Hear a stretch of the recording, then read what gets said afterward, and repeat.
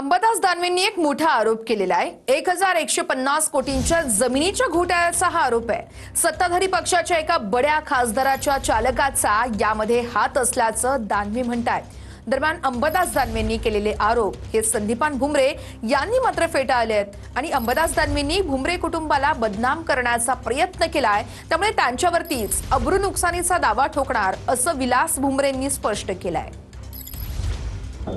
इबा नावाच्या व्यक्तीच्या नावावर आला, त्याचं नाव जावेद रसूल शेख।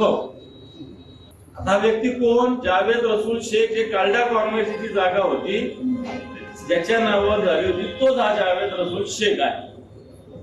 हा कोणाचा ड्रायव्हर आहे, कोणाचा चालक आहे, मी याच्यात लिहिलेलं आहे, मी कोणाचं नाव नाही लिहिलं, पण एका सत्ताधारी पक्षाच्या संसद सदस्याचा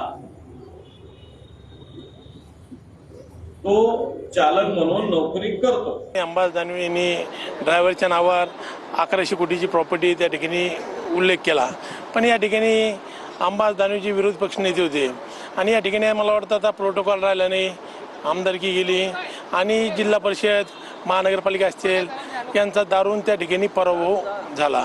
मग आता पक्षासाठी काहीतरी दाखवायचं, आपली लाल दाखवायची म्हणून हे आरोप केले जातात।